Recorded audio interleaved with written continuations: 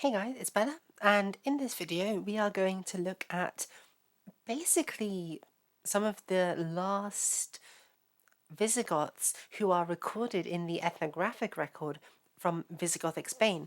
I talk about Visigothic literature a lot on my channel because unlike with the Ostrogoths, who we mostly have record of through the writings of Roman authors looking down on the Ostrogoths, such as Manius Felix and Odius, but the Visigoths themselves, because their kingdom was longer established, and also, no doubt, because they were Catholic and therefore their literature didn't have to be expunged at a later date, the Visigoths left more of a written record which has survived to the present day. We have Visigothic literature written by the Visigoths themselves, among which is a large epigraphic database consisting of poems that the Visigoths wrote down on stone and which have survived to the present.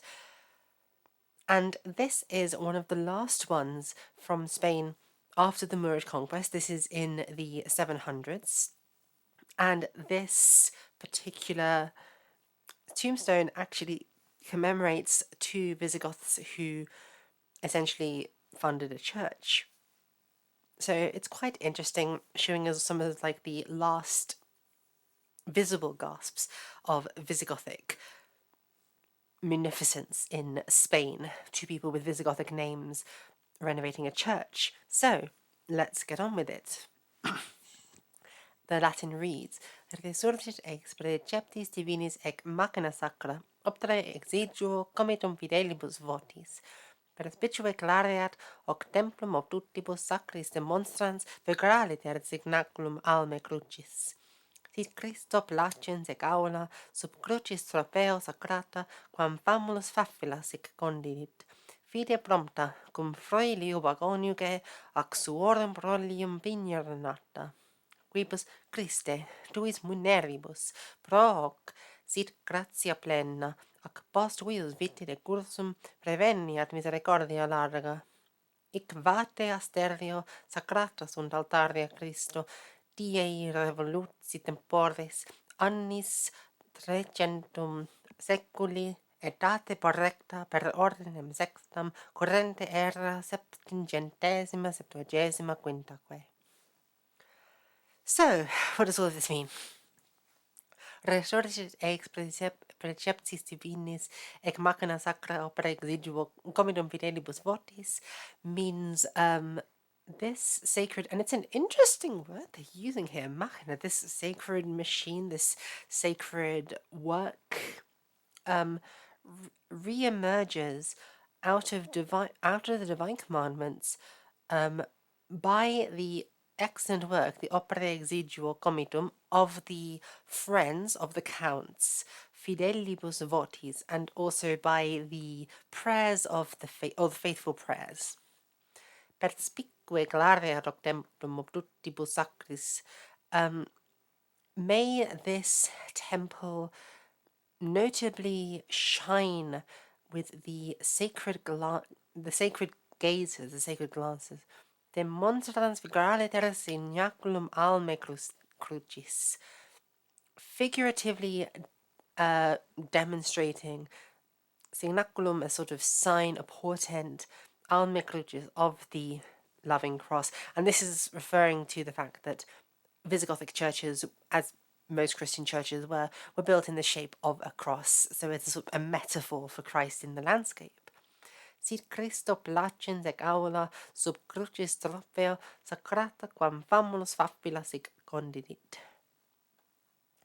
May this hall be pleasing to Christ Christo sub crucis tropeo, under the sign of the cross, under the mark of the cross. Sacrata just means the hall is consecrated to Christ, which quam famulus faffila sic condidit, Faffila the servant thus founded. Now I actually am not fully sure. Illa is the Gothic diminutive suffix, like the Latin ulla or ullus, meaning, little one.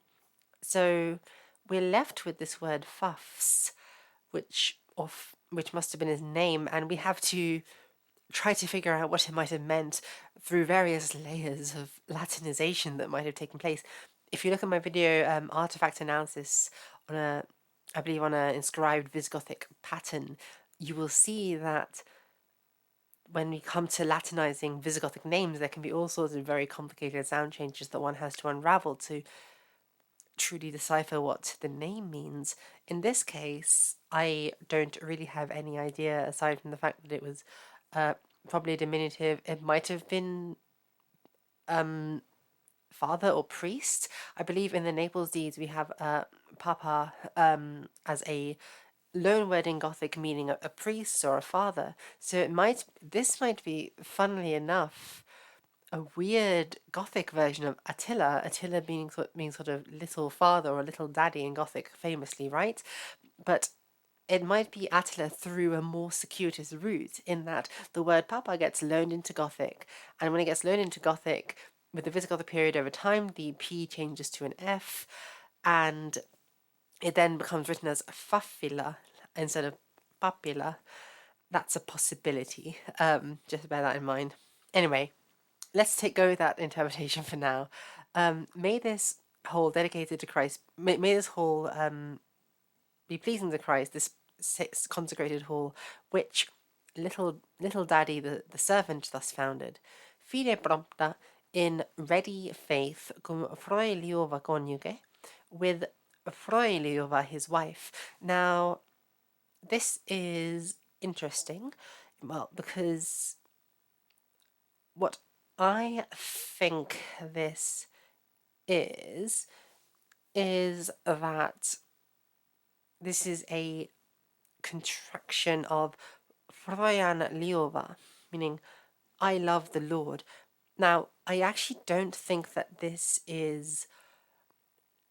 I think that the name itself is short for I love the Lord, as opposed to beloved to the Lord, because it would be Leo. It could have been written as Froy Liova, or Leovs in Gothic, meaning beloved, if that were the case. But if that were the case, Gothic names which end in an adjective normally take the weak declension because you would have the definite article in front of it. So King Theodoric's daughter was called Ostrogotho, not Ostrogotha, like you would expect in Latin with a feminine name, because Ostrogotho is the weak feminine singular form of her name, because it would be preceded by the definite article, so Ostrogotho, as opposed, whereas so Ostrogotha would be grammatically incorrect in Gothic.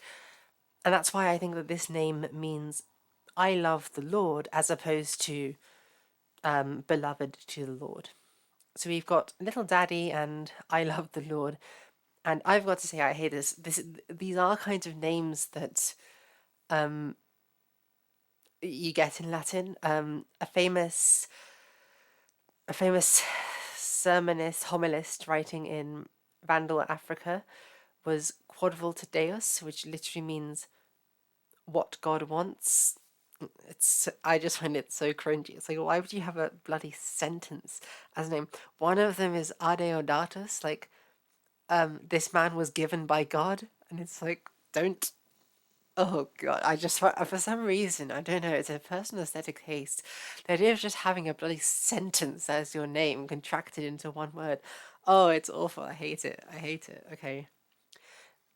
I'm mad at the Visigoths that I think they did that. So moving on. Little Daddy and I Love the Lord founded this bloody hall. And also Biniera Natas Wardem Prolium, with the little girl of their offspring. This is actually a curious one, because we got the man here. Famulus is a servant, and it's a male. He founds this church in ready faith with his wife, and from among his offspring, a an eager or a little girl, and well, probably so this could mean he had multiple daughters, could mean he had multiple sons, but it's curious that out of all of he must have more than one child if it's suorum prolium. he only mentions one. He founds it with his wife and this one girl. Maybe she had a brother, and the brother wasn't that pious and couldn't be bothered to found this church with them, or maybe to chip in the money. Quibus Christe, tuis muneribus pro hoc sit gratia plena. So whoever these other offspring were, they've missed out, because this inscription says, "O Christ, may there be full grace for these people." So this is to little daddy, to I love the Lord, and their daughter, by your services on account of this thing.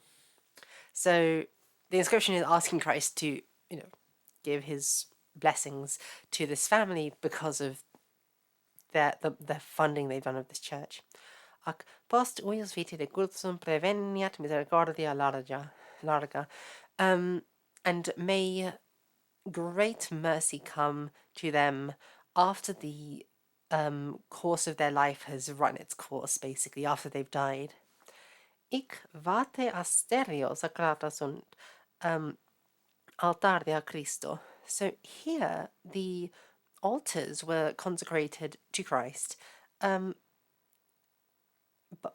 vate asterio, by, so I'm wondering if this is pope or a bishop, because vate literally means poet. Now I believe it is sometimes used to refer to a pope, so Pope Asterius. But it would be curious if a pope's all the way in Visigothic Spain, at this point controlled by the Moors, I should say, to consecrate altars for Christ. So maybe this referred instead to a local bishop. Die revoluti temporis annis 300, so in 300 years of the turned around of the day of turned around time. It's very weird phrasing here.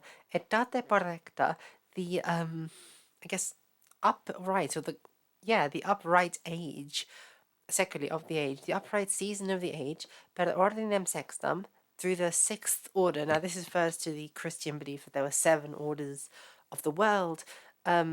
The 7th one being the time of the Antichrist, when there would be destruction and such. And medieval people widely believed they were living in the 6th, and there was some controversy in the time of Bede over whether they were in the 6th or the 7th. But they are saying 6th here. Corrente era, with the present year being septuagesima quintaque, so 775. So this inscription is in the year 775. We know that the Moors invaded Spain in the year 701, I believe, and within a few generations they've taken it over. So these are some of the last Visigothic families, or this is record, I should say, of one of the last perhaps Visigothic families who are still using Visigothic names, and who, I mean, some Visigothic names survive just as traditions in Spain to this very day, but they have very notably Visigothic names, and they are still funding churches and carrying on their Christian life. I think that's part of the reason perhaps why they take pains to note things that might be obvious to most Christians, like the fact that this temple, is in the shape of a church and it's a symbol for the Holy Cross, etc. It might be a kind of, I guess, eulogetic enforcement, or bigging up of their own cultural traditions as a means of preserving them. And it certainly has, because many centuries later we're able to read this inscription and talk about Fafila and Froiluba and their daughter. So I hope you guys enjoyed this video. Thank you so much for watching. If you want me to teach you Latin or Gothic or any other languages I teach on this channel, you can subscribe to my Patreon, which is linked on the main page of my channel. You can also join my Discord server. We have a section to learn Latin, and I regularly post free resources, and we sometimes do lessons there. It's also just a community of fun, like-minded people who share similar interests, and it's really fun. You should join and hang out with us. And with the channel, as usual, like, comment, subscribe, share it with your friends, and I will see you guys in the next video. Bye!